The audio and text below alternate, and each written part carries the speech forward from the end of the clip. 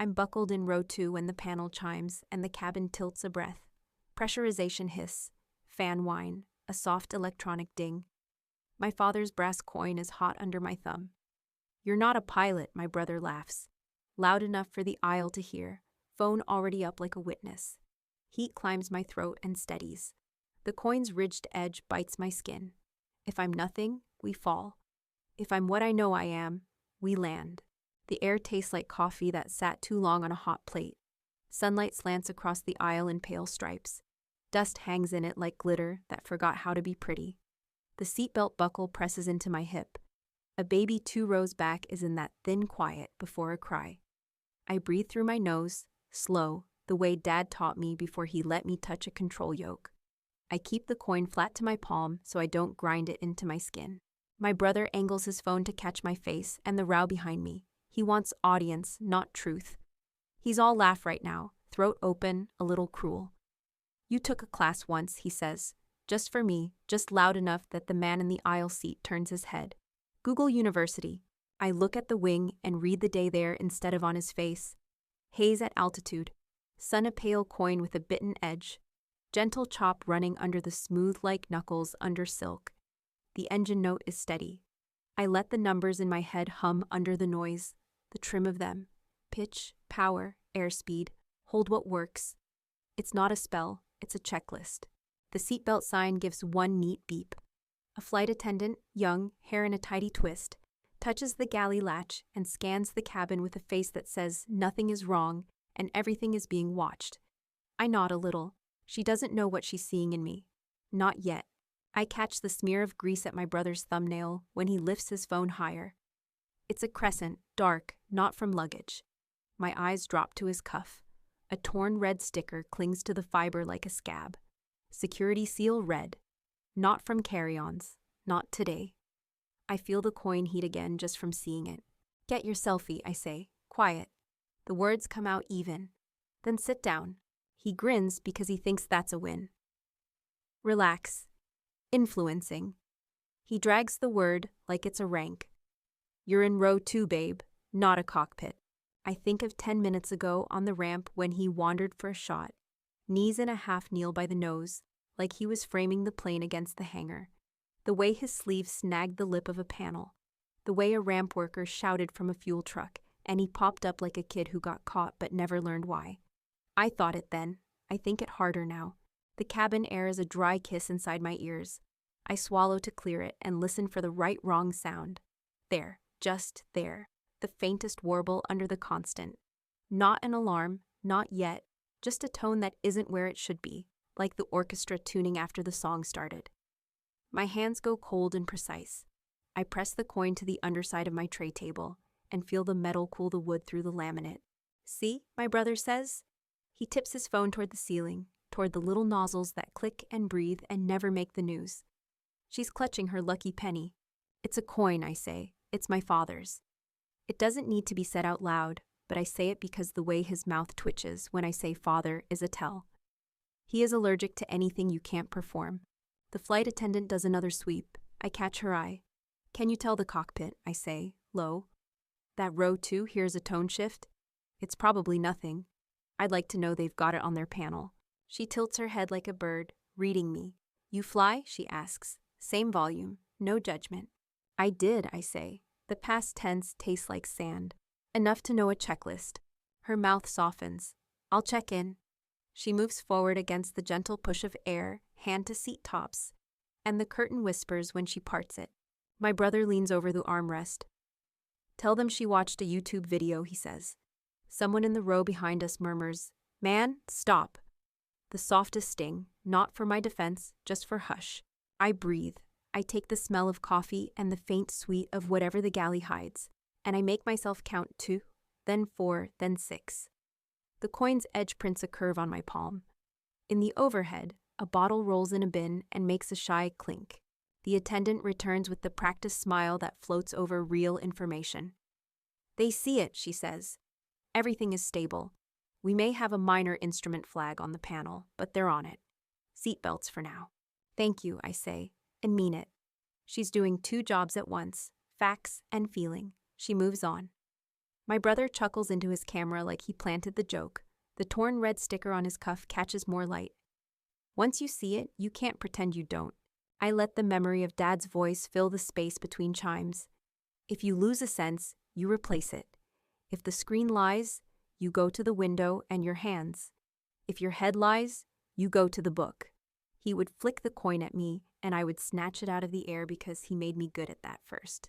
The plane slides through a thin river of rough air. We bounce once, twice. A woman gasps and then laughs to cover the gasp. Someone's ice shifts in a plastic cup like small bells. The engine note stays honest. The horizon line in the oval window stays where a horizon should stay. I let the numbers unspool again and check them against the feel in my legs. Attitude, power, rate. Nothing dramatic. Not yet. Gonna cry? My brother asks. Not loud now, just in my ear. He is bored with safety. I turn my head so my mouth is close to his without giving him a shot he can use. Don't touch anything you don't understand, I say. Not even a latch. It lands, because for a second, his eyes skitter down to his cuff, like he forgot he was wearing the evidence. The coin cools as if it has decided for me. I slide it into my pocket so I can use both hands if I need them. The seatbelt webbing whispers when I feed it out an inch for breath, then pull it snug again for what might be next. The beep that comes is not the neat seatbelt chime. It's a chirp with teeth. The sound cuts clean through the cabin noise and lays a line in my bones. The plane doesn't drop so much as sigh, just one small exhale that makes every head lift like prairie grass in wind. A child asks, "Are we okay?" Bright, serious. The mother says, "We're okay," and makes it true for a second. I look at the curtain. I look at the aisle. I look at the wing again, then the faces watching me watch the wing. My brother lifts his phone higher. He wants the moment I break. He doesn't know that breaking and moving can look the same from the outside. I touch the coin through the fabric once, a quick press like a promise. Then I unfasten my belt. The metal tongue clicks against the buckle with a small, undeniable sound. The belt slack slides warm across my waist, and the buckle face kisses the armrest when it drops. The sound is too small for the choice it represents.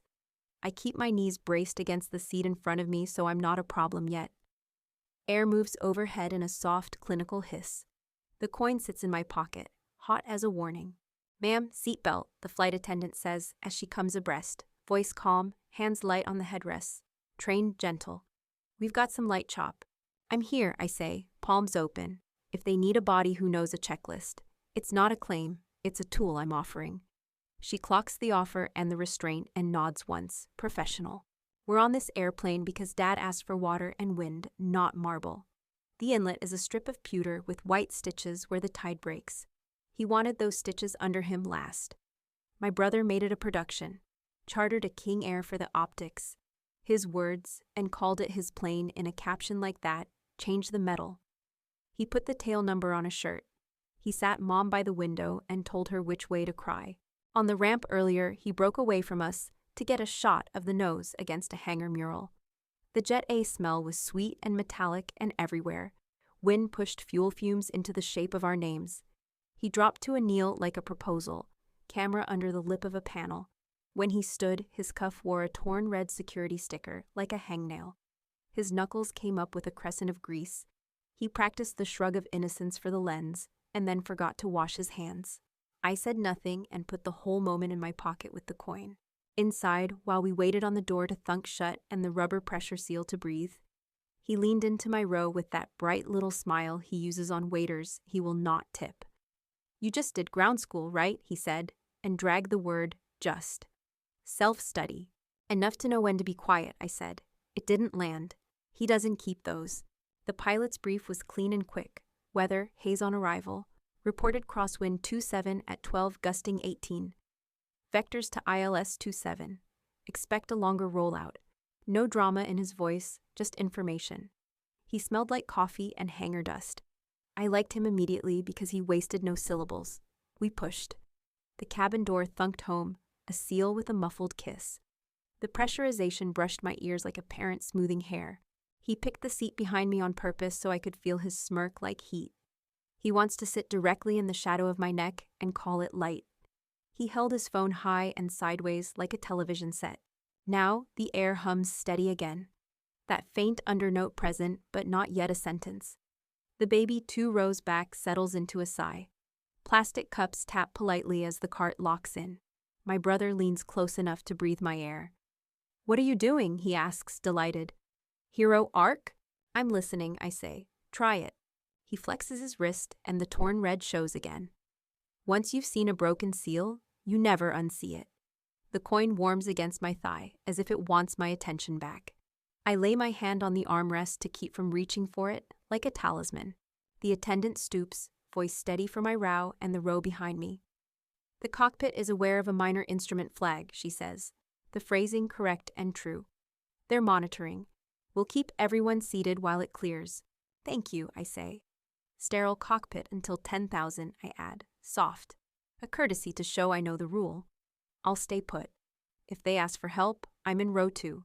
She gives me a look I recognize from simulators and from hospitals. Appreciation for a person who knows the boundary and why it exists. She moves on. The galley latch clicks. Overhead nozzles breathe like sleeping noses. I catalog the day because checklists start with the obvious so your brain stops spinning. Seatbelt on, then off. Then on again if wisdom beats pride. Attitude matches the way the world looks through the oval. Power feels right in the bones. Engine note says we are good. I count 2, 4, 6. Breathing is a checklist too. My brother can't let attention cool. "She watched a movie once," he tells the couple across the aisle. "Her degree is from Netflix." He laughs. The laugh is slick and empty, like a wet floor sign without the floor. The man across the aisle doesn't look up from his magazine. Bless him. I pull the memory of Dad into the seat with me, his hands brown and oil-lined, his voice low and precise. "If you lose the glass," he said, "you go to the window and the yoke, pitch and power. Hold what works. Pride is heavy. Leave it on the ground." He would teach and then flick the coin at me without looking, and I would catch it because he taught that too. The engine hum stays honest.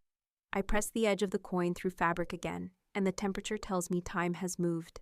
The cabin smells like coffee now with a second scent underneath, something like heated plastic that might be nothing or might be a reminder to pay attention. The hair along my arm stands up, as if tuned to a frequency I haven't heard yet. "Sit down," my brother stage whispers, pleased to have an audience.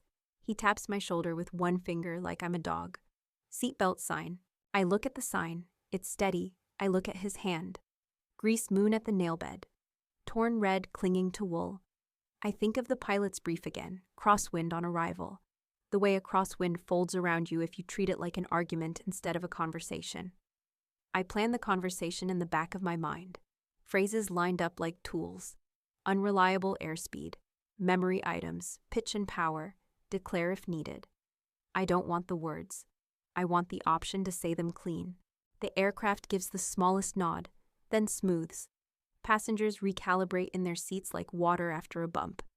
The air vents whisper a little louder. The coin is cooler. My throat is not. "Hey, camera up," my brother says to himself. And that's the truth of him. He raises the phone shoulder high, lens twitching to find my face and the faces that will turn after mine. He wants the cut where I falter. He doesn't know that moving on purpose looks the same as falling to people who never learned the difference. I slide my belt back home. The latch bites clean. The metal click is a punctuation mark I can live with. The fabric web warms instantly with my heat. I plant my feet and feel the deck through cheap carpet and plywood and rivets. Somewhere forward, a relay ticks. A soft mechanical decision. The airplane breathes once, long. Then the sound comes. A warbling, insistent beep that doesn't belong to overhead bins or seatbelt signs. It's the autopilot's voice. Not alarm yet, just attention. The tone lifts the hairs on my neck. The air around us shifts, just slightly, just enough that the day finds a new key. The tone holds for a heartbeat and then sharpens. A harder chirp cuts the air, and the plane gives a tiny shoulder roll, like it just remembered gravity. The sound is crisp, metallic, practiced. The panel up front answers with its own news. Somewhere ahead, the master caution light blinks amber and washes the aisle in a ghost of warning. The autopilot disconnects with a second chirp that feels like a finger tapped to a sternum. I taste tin. The hum in the cabin loses a layer, gains another. The pitch of everything shifts half a step. People don't know what they're hearing, but they know it is not nothing. Heads turn because my brother slews his phone like a spotlight, until I'm the answer. Airspeed, someone says 2 rows forward, not to me, not loud, just the old pilot in him remembering a word. On the panel, the needle, or the tape. It doesn't matter which. Rolls, then snaps. Fast, then still, then wrong. Unreliable indications. There's a taste to it, like biting a battery as a kid and deciding to trust the burn. Folks, a small instrumentation issue, the pilot calls back. Voice smooth through the speaker, the overhead grill adding a paper buzz that makes it feel less human and therefore more in control. We're on it. My brother doesn't know enough to be quiet. Told you, she's not a pilot, he stage whispers, delighted. It's a line for the video. He wants a villain he can survive. The coin steadies my hand without moving. Even through denim, I feel it circle. A warm fact in a world of suggestions. I picture the torn red sticker stuck to his cuff like a scab. I see the grease crescent at his nail. I hold those images up to the amber blink, and the shapes line up too well to be chance. Under the clean hiss of pressurization, a sound from another life shivers through memory. The dry buzz of a popped breaker hunting for somewhere to send its complaint. The flight attendant appears like an answer. "Seatbelts, please," she says, and her face is a mask that's meant to lower a room's heart rate. "We're just going to keep everyone settled." I'm buckled, I say, showing palms, showing compliance. The metal tongue is still home. The belt web is warm with my heat. If they need a second set of hands, I add, quiet enough not to break anything sacred. I'm row 2. She reads me the way professionals read each other, eyes to hands, hands to breath, breath to what you are withholding. She gives one small nod. The galley latch clicks behind her when she turns, that soft hardware sound that says we've moved from coffee to procedure. The plane does not fall, it breathes. A gentle sag, a correction. The engine note stays honest. If the glass lies, you go to the window and your hands. Dad taught that in the kind of voice people believed. I run the checklist in the space under my breath where panic would rather live. Pitch and power. Cross-check with what is still true. Hold what works. Leave pride on the ground. The coin is a half moon pressed in my palm again, before I even know I've touched it. My brother's phone hovers in my periphery like a fly that won't land. "Smile," he says, because he thinks this is branding. He pans to the aisle where faces have turned toward us, like flowers find light. He wants the crowd to see me as decoration, then disaster. I keep my voice low, just for him. "Stop pointing that at people," I say. "Public place," he says. And he's right about the least important part of the day. The wing holds level outside the oval, the horizon too. The cabin air feels drier, as if the oxygen molecules put on hard shoes. Overhead nozzles breathe a little harder. Plastic cups on the cart twitch and settle. A baby mutters and gives up on crying. Somewhere forward, a relay makes a small click like a throat clearing. The pilot again, still calm. "We'll likely have you keep those belts on a little longer. Appreciate your patience." He is keeping language close to the bone. He is making room for work. I like him more each syllable. I unbuckle anyway. The decision is not a flourish. It's a shape my body takes when the next move is closer than my seat. The buckle tongue hits the metal with a soft, announcing clack. I keep my knees pressed, and my center of gravity small, so I'm still a passenger until I am not. The attendant is there before my brother can narrate me into villainy. "Ma'am, permission to step forward?" I ask. I keep my hands where she can see them, palms open, coin print visible. I'll hang at the curtain. I won't touch a thing without a nod. There's a breath where we balance professional courtesies against whatever the plane wants from us next. Then from the open space near the cockpit, the pilot turns his head enough that I can see the edge of his cheek and the outline of his headset against his temple. He does not look back. He does not need to make a show of it. He gives a small nod I feel more than see. "Stay clear of the aisle if we need to move carts," the attendant says. It's procedure dressed as politeness. I nod. We both know what we're doing. I stand with the slow care of a person moving in a moving house. The carpet gives under my shoes. The air is a degree cooler, or I am. My brother hisses, "Sit down, pleased to have a line he thinks has authority stuck to it." The torn red on his cuff flashes like a flare every time he lifts his hand to frame his shot. I place a steadying palm on the top of a seat and feel the vibration of the airframe in bone and tendon. It's a good shiver, not the kind that foreshadows loss. I move forward 3 seats, then 2, letting my weight be a whisper. A man in an aisle seat lifts his knees in a little ritual of making way. I murmur thanks. The oxygen hiss above us rolls on, indifferent. The beige curtain that pretends to be a door hangs ahead, clean and tired at the same time. Light leaks around it in a thin rectangle from the panel glow. The airplane speaks again in its new voice, another warble, less question this time. More statement. My heart calibrates to it and then refuses. Hey, my brother calls softly, like a kid at a museum who wants to break the one rule that matters. She's going to play pilot, get this. His phone lens catches silver and faces and the corner of me. Someone shushes him and it lands. The shush has weight now. I think of the torn sticker again. I think of the grease. I think of Dad flicking the coin and me catching it. The clap of it against my palm, hot and sure. I make my world small. Fabric, breath, light, sound. Permission to speak when spoken to, I tell myself, not him. I am talking to the airplane. I am talking to the part of me that wants to perform. I let it sit. I let it starve. I hook the coin under my thumb and part the beige curtain to the cockpit. The cockpit is cooler by 2 degrees and smells like hot dust and old coffee. Panel glow paints my hands in green and amber. The pilot looks over once, takes in everything, and makes a space with a chin flick that says, right seat. I slide in. The seat tracks forward with a hollow clack. The belt finds the buckle and bites. Headset cups my ears. The world tightens to breathing, fans, and the clean click of switches. Airspeed unreliable. Memory items, I say. Voice steady for him and for the cabin hearing us be steady. He nods, already there. I plant the yoke where the horizon feels honest. I set pitch and power to the numbers Dad drilled into my bones without saying them. The airplane answers with a hum that stops trying to lie. Master caution blinks its amber truth. I silence it with a push that's more compassion than anger. The left ADC throws a flag, red as a slap. The pitot heat light doesn't behave. It winks when it should hold. Hold what works, I say, half to the pilot, half to the part of me that wants to run. He brings the QRH to his knee, thumb on the right tab. We've both done this dance before in rooms that smelled like carpet and cardboard. Doing it here feels cleaner, somehow. I trim for the new truth. The wheel ticks under my fingers like a clock hand. Behind us, the cabin lets out a long, shared breath. It's the sound a room makes when it understands someone is at the wheel. The oxygen hiss above their heads is steady, a sleeping animal in a corner. I key the mic. The press to talk is a cool circle under my thumb. Like the coin when Dad would flick it and I'd catch it flat. Approach King Air with you, unreliable airspeed, declaring emergency. The words come out block capitals, calm as a checklist. Who I am, what I have, what I want. Squawk 7700, approach says. Voice a metronome in my ears. No drama. It's a rope thrown without talking about ropes.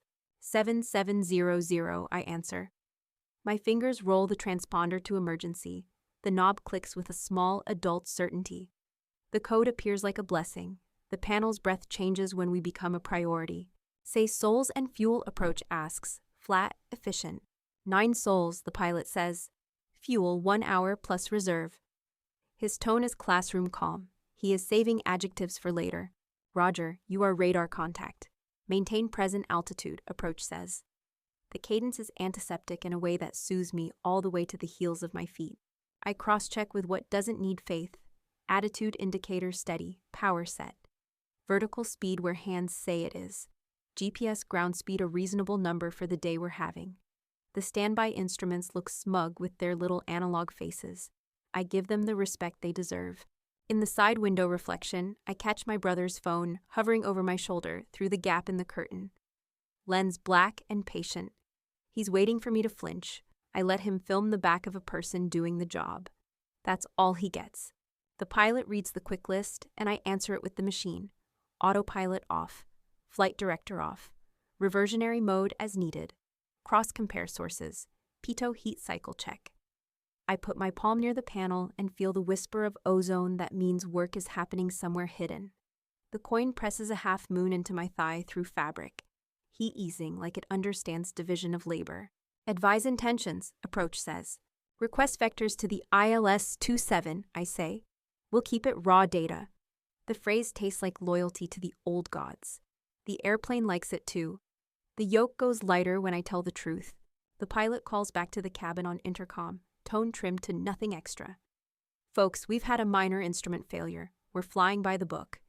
We've declared an emergency to get priority handling. Seatbelts for now. His words fold the room into something that will carry its own weight. We feel the exhale through the thin wall. Even the baby buys it. My brother can't. She's pretending, he says, just for his lens.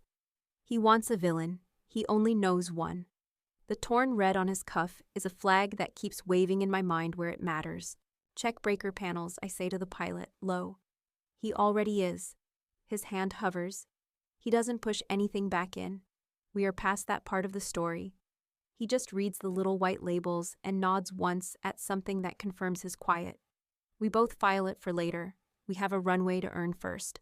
I ease in a breath and let it out to the rhythm of the engines. I hold the pitch line where it belongs and let the torque live where the book says it lives.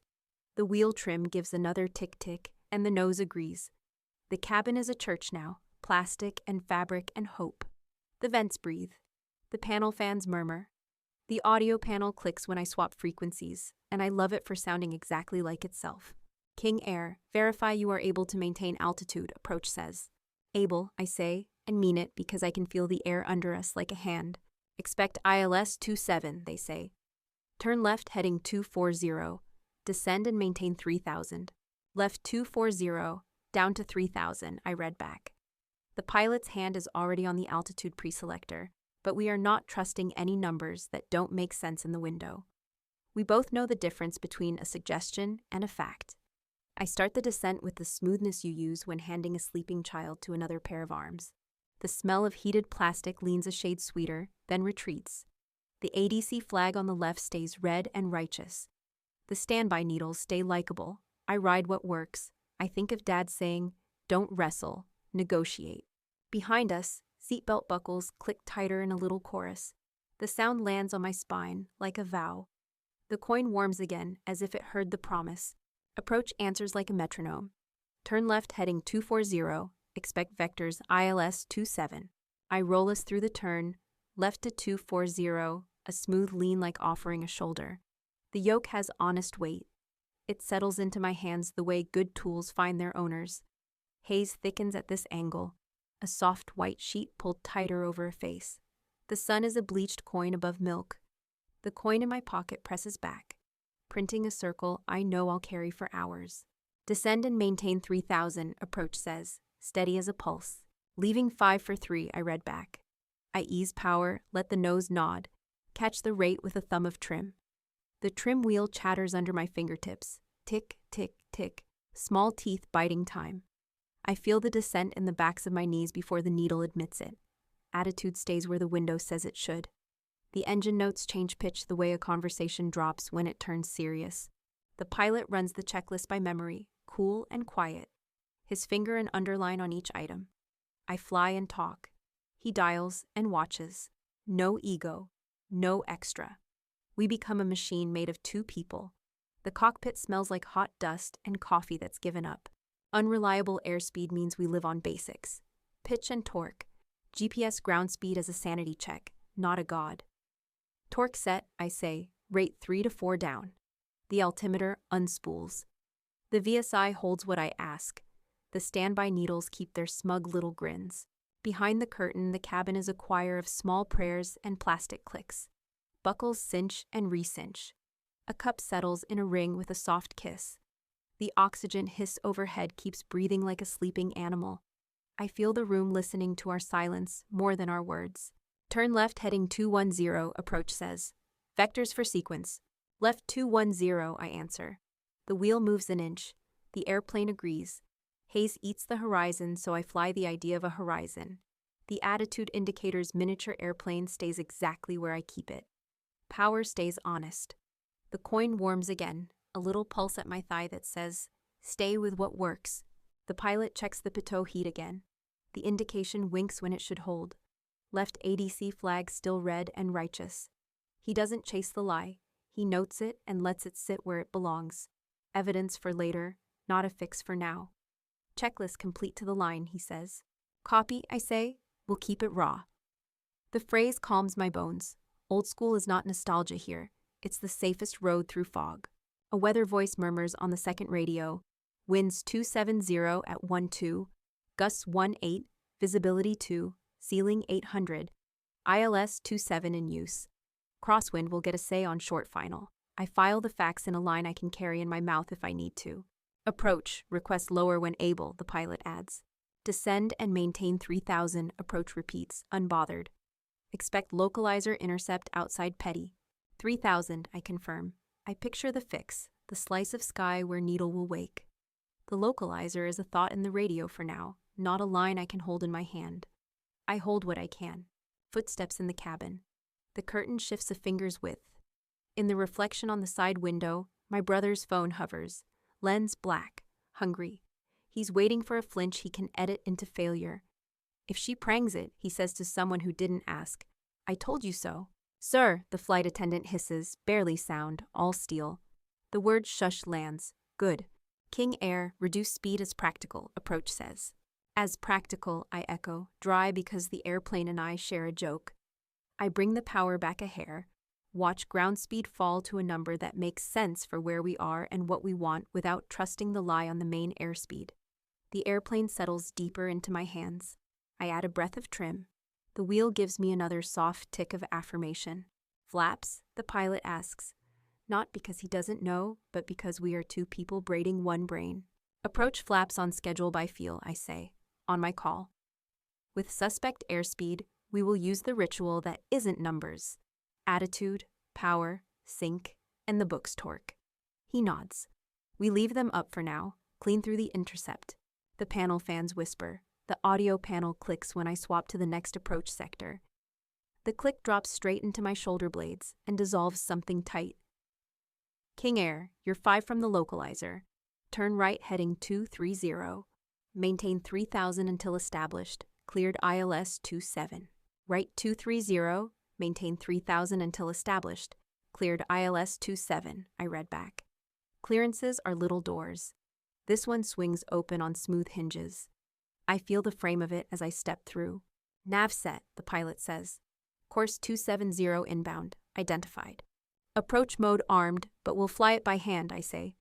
The flight director bars are down. I don't want their opinion today. The attitude stays where I put it. The coin is a sunspot on my leg. I press it lightly with 2 fingers through the fabric, a touch like knocking on wood. It answers with quiet heat. The haze outside is more wall than air now. The sun is a smudged coin above gauze, nowhere near useful.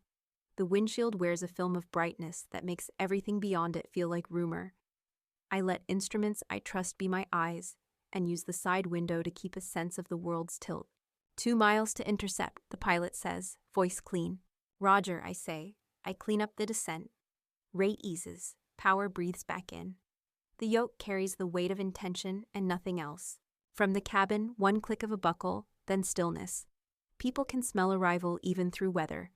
They start holding their breath like they can help by making room in the air. The oxygen hiss says you cannot help and helps anyway. The coin cools. The sweat under my headset dries and leaves salt at the edge of my ear. The smell of warmed plastic has slid away. What's left is metal and fabric, and the faint ghost of coffee. Localizer alive, the pilot murmurs, and he's right. Not moving yet, not a command. Just a thought that just became a line. I watch it, quiet. I keep the nose where it belongs. I let the airplane know I'm here with a thumb against the trim and a breath I actually finish. Out the window, the runway lights are still a rumor. Inside, the localizer needle starts to think about moving. The needle stops thinking and starts to move. It drifts towards center like a decision that's been made. My hands go lighter on the yoke so I can feel the airplane more than I can force it. The panel glow is a low tide against my knuckles. The fans whisper. The headset seals the world into a clean, humming room. Maintain 3000, intercept the localizer, approach says. Cadence even, like someone counting out steps on a stair. 3000, intercept, I read back. My voice is a tool I set down carefully between us. The pilot's thumb rests on the altitude preselector without trusting it. We are past trusting anything that blinks for attention and then lies. The glide path diamond wakes up at the top of the scale. Only a thought for now, but alive. The yoke picks up a tremor, light and far away, like distant thunder you feel in your teeth before your ears admit it. I breathe to it. In for 2. Out for 4. The coin is a small planet against my thigh, warm through fabric, gravity and comfort and warning. Haze thickens until sky and ground agree not to tell me which is which. The sun is a smudged coin above a bowl of milk. I give up on outside for a moment and marry the miniature airplane to its horizon line, like vows. Pitch where the book says. Torque that makes the rate honest. The trim wheel chatters, tick, tick, like a clock that knows something you don't. Localizer alive, the pilot says. His voice the same size as his hands. No drama, just a call. Correcting, I say. Tiny pressure left, then right to kiss the needle home. The bar centers like a thought falling into place. The cabin behind us turns into one long-held breath. A buckle clicks tighter. Overhead, oxygen breathes in that faint, clean hiss that reminds everyone all of this is air. Flash, the ramp earlier, heat on my scalp, sweet metallic jet A in my nose. My brother kneeling for a shot, hand on a lip that isn't meant for hands. Torn red sticker on his cuff, like a hangnail he forgot to pick. Grease half-moons at his nails that came from inside something, not luggage. You don't get that from a suitcase. You get that from a panel you shouldn't touch. Check breakers on pitot, static, ADC, I whisper. The margin in my voice is a blade. The pilot leans his head and eyes, not his shoulder, muscle memory of not jostling what's working. His gaze lands in the left side breaker garden and stays there. A breath, another. Then the quiet words that confirm what the day already told me. One's out. He doesn't push. He doesn't even hover like he might. He angles a little more. And wedged, he adds. Voice flat enough to preserve the moment whole. I see it without seeing it. A paper-thin slip keeping the breaker proud of the panel, ensuring the circuit never returns to work. Not an accident. A decision. The coin flares heat like a match head. My jaw wants to speak before my brain has filed the paperwork. I swallow it down, and it tastes metallic. We land first, I say, a sentence I can lift with one hand. Then we ask why. He nods once. We both leave the wedge where it sits, like a footprint we won't step on twice. The evidence isn't going anywhere but into a bag with a date and time and a chain of names. Later, not now. King Air, turn right heading 250. Maintain 3000 until established. Cleared ILS 27, approach says. Rhythm steady. The words laying rails under us as we move. Right 250, 3000 until established. Cleared ILS 27, I read back. The clearance slides into me and I feel taller for it. We are on the page again. I ease the nose, keep the descent shallow, let the power live in the book. The airplane answers with obedience, not relief. She was waiting for someone to decide. From the cabin, my brother's voice, low, oily, pitched for the lens. If she prangs it, I told you so. Sir, the flight attendant says, a whisper with a badge in it. The shush that follows has weight. Plastic cups stop talking. A baby reconsiders and sleeps instead. The cabin becomes a hush that almost floats. Glide path alive, the pilot calls.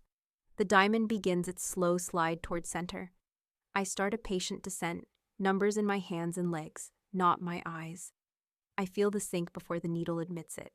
Rate of descent builds to a good number. I trim it out with that small tick-tick. That means I won't have to fight for every inch. Gear down on your call, he says. Stand by, I say. With suspect airspeed, we use feel and sound like instruments. I listen for the change in pitch and drag that makes sense for where we are. The engines drop half a note when I bring the power back. The deck tilts the right amount under my shoes. The coin cools as if it approves of the math. Approach lights will be at minimum due to haze. Approach warns another airplane. I file it in the corner of my head where brightness and truth argue. Intercepted, I say, more to myself. Because the localizer is a command now, not a rumor, I center it like a thought, and keep it fed with small corrections. The glide path kisses center. I lower the nose a breath and feel the airplane become an arrow and a prayer at the same time. Gear down, I say. Gear down, he echoes, and the handle moves with a clunk I feel through my bones. The wind changes its song. 3 green lights come up like small, honest stars. 3 green, he calls. Approach flaps on schedule, I add. He sets them and the airplane blooms into the shape of landing. The buffet I expect does not arrive. We are clean inside the dirty air. I carry a bit of power to keep the sink where I want it. The VSI and my stomach agree for once. King Air, contact tower 118.7, approach says. The last handoff before consequence. Tower 118.7, the pilot reads. The audio panel gives a tiny click that tastes like metal and habit. He swaps us. The new voice is closer to the ground. King Air, wind 280 at 15, gusts 18. Cleared to land runway 27. Cleared to land 27, I say, and the words strip the day down to one job. The haze thins by degrees, the world ahead sharpens, far, then closer, then here. The runway slides out of the milk like a silver blade, and the poppies blink their red-white truth. Too red, too white, the poppies hold steady like a held breath. The runway is a silver blade laid out flat in front of us, centerline dashes strobing through haze. Approach lights in sight, I call, voice small and exact in the headset. Runway in sight, the pilot answers, continuing. Wind whispers across the nose from the right, a push that wants me left. I feed in a touch of right aileron, trim a hair, counter with rudder to keep the nose honest. The yoke feels alive and obedient. Power comes back a thumb width. The engines change note, lower, rounder. The glide path diamond stays centered like it likes me. Minimums, he says. Landing, I answer. The word is a door, and I walk through it. The coin warms against my thigh, a small sun through cloth. I steady my breathing to the metronome of the marker beeps, to the faint fan hiss under the panel, to the soft click of the trim wheel as I take out the last of the fight. Needle stays married. Attitude stays exactly where the world feels right. The windshield is a pale glass of milk with a runway poured into it. I hold a crab into the right crosswind, then straighten the nose just before it matters. Small inputs. No drama. Sync 1, the pilot murmurs, a partner's hand at the small of my back. Correcting, I say. I add a whisper of power, catch the rate with the heel of my hand. Let it go again. The King Air hums like it wants to be good. The cabin has gone cathedral quiet except for belts and breath. A buckle clicks a notch tighter. Someone's ice shifts in a plastic cup and then decides to be still. The oxygen hiss above the rows keeps its calm animal breathing. On center line, I say, more to myself than to the tape. The paint rushes straight beneath us like a promise. Stable, the pilot says. 500. I tip the right wing a breath into the wind, line the nose with the world, keep the sink where I want it. The coin prints a circle on my skin I know I'll carry for hours. The gear thunks their steady faith under our feet. 3 greens stare back at me like little unblinking eyes. 200, he says, continuing. I'm not flying a number anymore. I'm flying a feeling I was taught by a man who flicked a coin at me and said, catch. The runway rolls up to meet us. I squeeze a fistful of silence out of the last foot of air. Throttles ease. I hold the flare like a secret. The tires kiss with a rubber sigh that lives somewhere between sound and touch. Then wait. Honest, clean wait. Reverse, he calls. Reverse, I echo, and the airplane bites reverse and roars. It slows with the satisfaction of a job ending exactly on time. I keep the nose on the painted spine, rudder dancing a little under my shoes to tame the right crosswind. Centerline feels easy because I refuse to let it be hard. We cross the touchdown zone bars, and I bring us gently out of reverse, into beta, back to taxi thrust. The engines climb back to civilized. The smell of warmed rubber and hot brake hints up from the gear. The panel fans settle. The coin cools a shade, like it believes me now. Vacate right when able, tower says, voice closer, more ground than sky. Emergency equipment standing by. Welcome. Right when able, the pilot reads. I let the speed bleed to the number that feels right in my bones, then nudge us onto the high-speed exit with a small roll and a satisfied breath. The runway edge lights slide past my left shoulder like a string of pearls. Applause breaks like rain, messy, grateful, uncoordinated.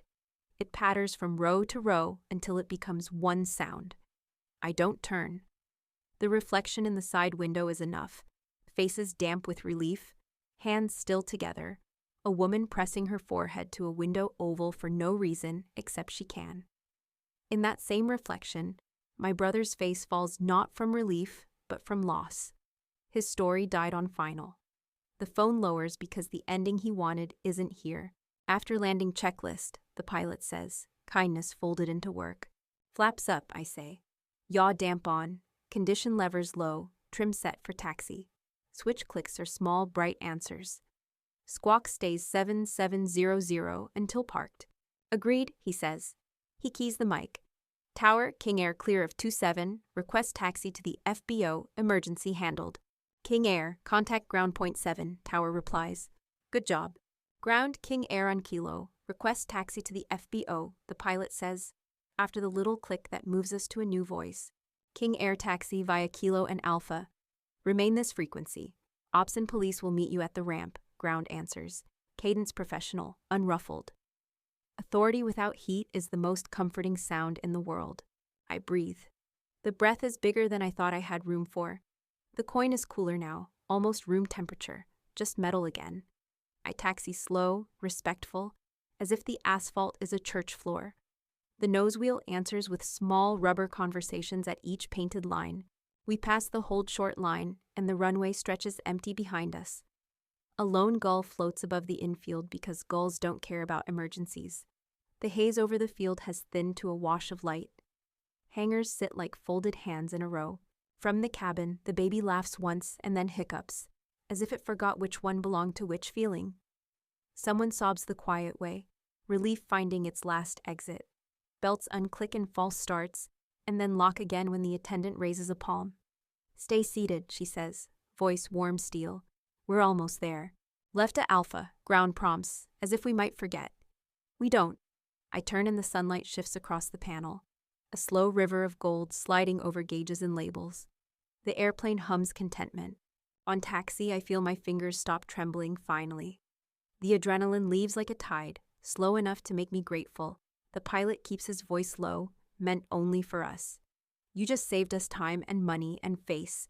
Procedure, I say, because I don't have a drawer for compliments yet. The coin prints another faint half moon through fabric. It doesn't need credit either. The FBO comes into view, glass front bright, doors yawning wide. Linemen in orange wands make their little sunbursts of instruction. A fuel truck idles near the pumps. The faint fuel tang, a familiar sweetness at the back of my throat. The ops truck waits at the edge of the ramp. White light bar dark, nose already pointed like a dog that's found something. I nudge us into the marshaller's box. Wands cross, power levers ease to idle. Props spool down with a long, settling sigh that hangs in the air like the end of a song. Condition levers, cut off, the pilot says. I move them and the engines roll to silence.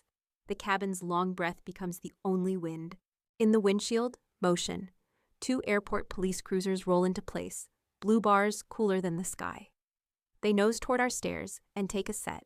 An ops truck angles toward our nose with patient intent. The marshaller lowers his wands like a curtain coming down. The props wind down to a long, cooling sigh. The panel fans keep whispering for a few extra seconds and then give up. The cabin air goes still, warm with bodies and relief. Heat ripples off the nacelles outside. The sweet metallic Jet A hangs in the doorway like a memory that won't leave. The marshaller steps back and crosses his wands. We're chalked. We're quiet.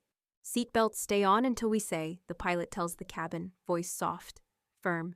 We have people coming up to assist. The buckle chorus pauses mid-impulse and settles. The oxygen hiss above the seats is the only steady breath left. At the base of the stairs, ops and airport police move like they've done this before. No rush, no theater. Their radios murmur in each other's pockets. One officer tips his head up. Engines cold?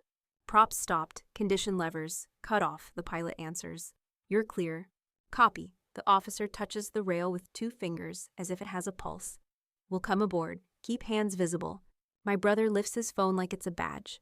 The torn red on his cuff is a little flag I can't unsee. The coin warms against my thigh the way it does when my body wants to move faster than my mouth. Ma'am, the officer says to me as he steps into the cabin. You were assisting up front?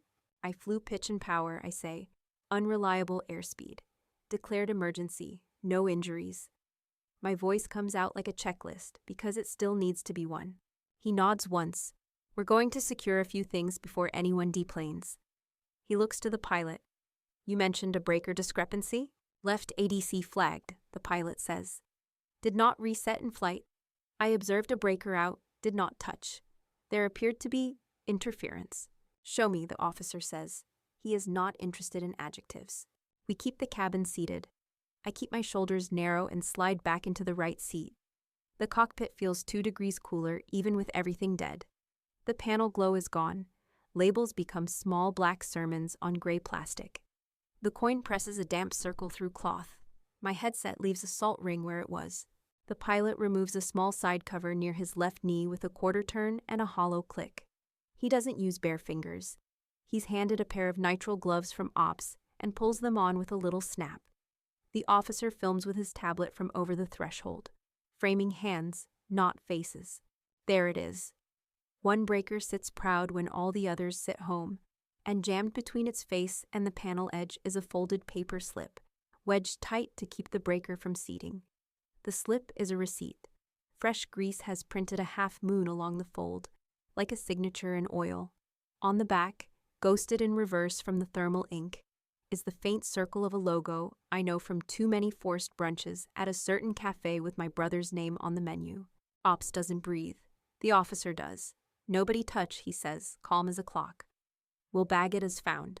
He pulls a small evidence pouch from a cargo pocket and hands it to Ops. Another officer snaps photos with a body cam and a phone at angles that make the object the star and the people irrelevant. The pilot keeps his gloved hands hovering in the same place, fingers open like he's holding the air around the breaker steady. Tail number, the officer says, without looking up. The pilot reads it from the placard. The officer writes it with a golf pencil on a chain of custody form that has spaces nobody fills in wrong if they like sleep. He prints the date. He notes, receipt wedged at breaker, left ADC. He has me read the line out loud because saying the thing makes the thing real. Receipt imprint, I add, and point with a knuckle. It keeps me from wanting to grab it. That circle. The officer bends. You recognize it? My brother's company cafe, I say. The words are a stone I place where a path needs to be. They don't move once they're down. He looks past me into the cabin. My brother tilts his phone to catch my mouth. The torn red on his cuff winks like an eye that doesn't close. Ops slides the folded paper free with tweezers from a kit that lives in their truck for mornings like this. The breaker stays out like a sulk. The paper goes tree flat into a clear sleeve, the grease crescent shining under fluorescent reflection. The officer seals the pouch with a strip that fractures if anyone gets clever, then writes the tail number on the edge too, big and ugly. Sign here, he says. The pilot signs as finder. Ops signs as remover. The officer signs as custodian. He looks at me. Witness? I print my name with that same tiny golf pencil.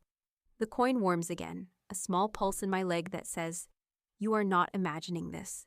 The officer's tablet pings. He taps, frowns at brightness, and then holds it so we can all see.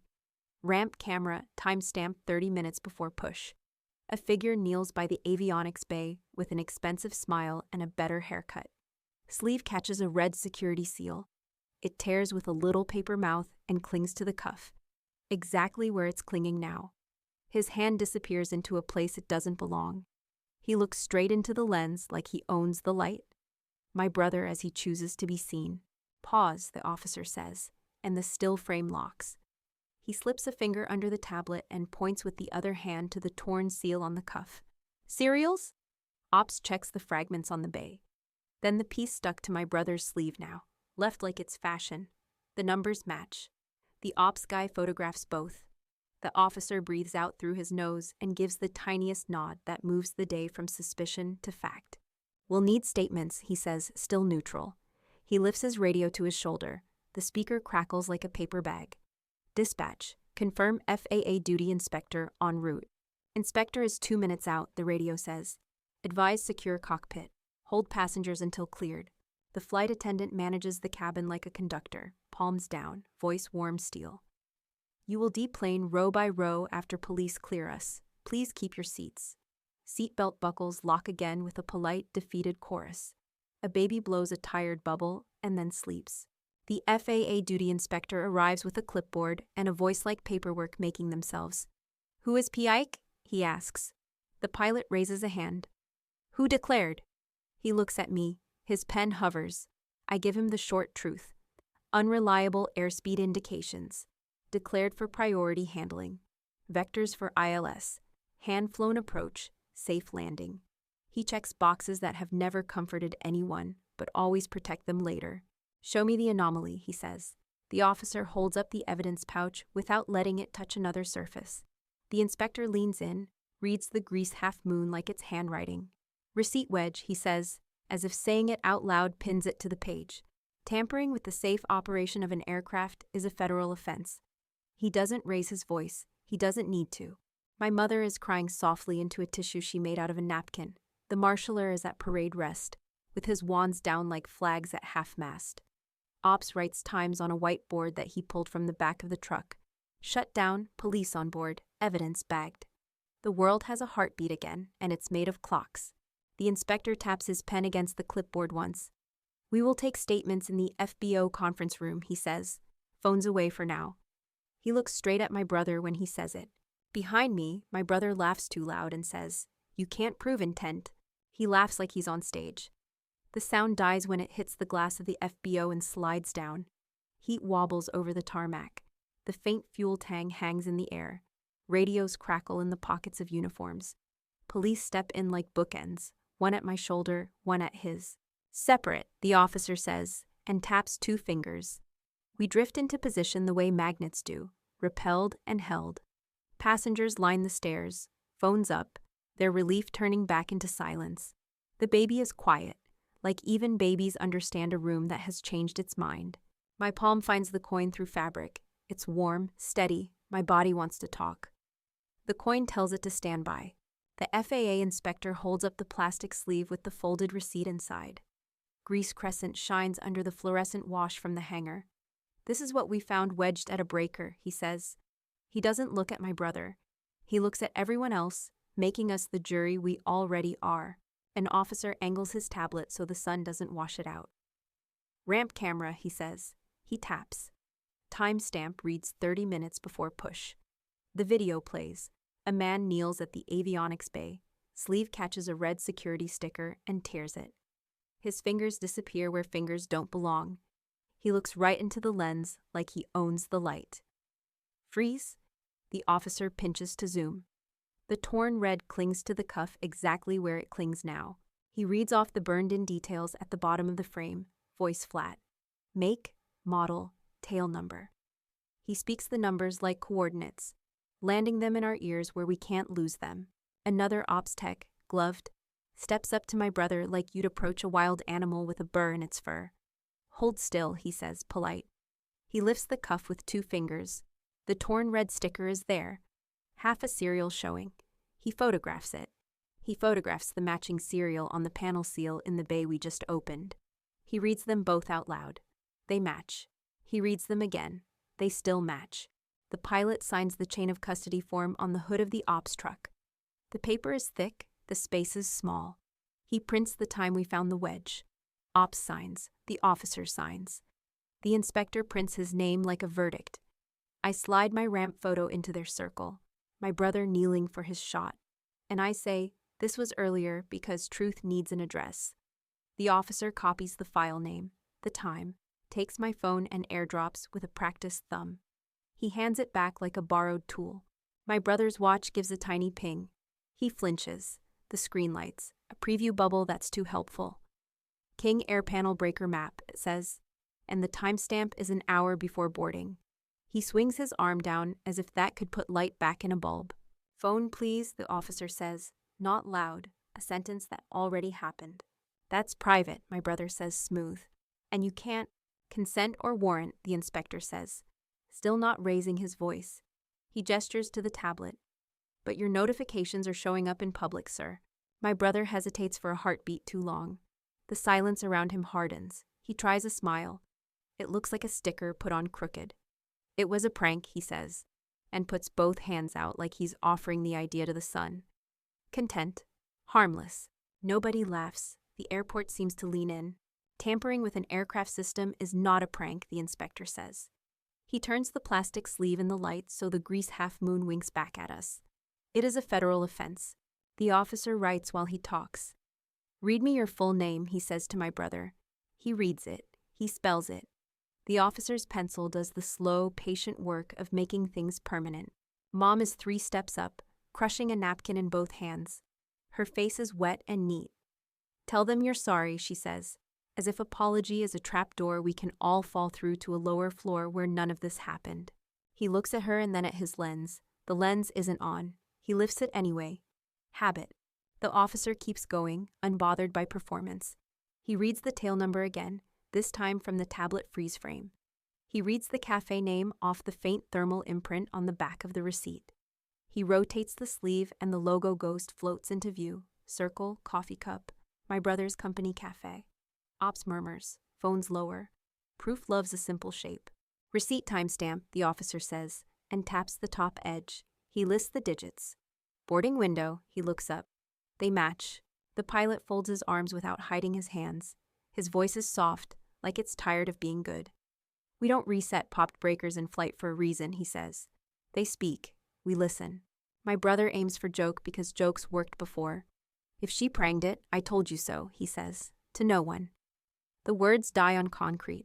Sir, the inspector says, and this time he looks at him, flat as paper.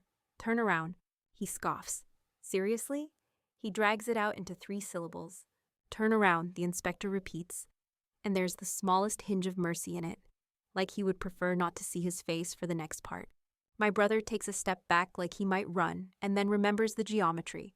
Cruisers, people, cameras. He spins, dramatic, as if he's giving a bow. The officer reaches for his wrists.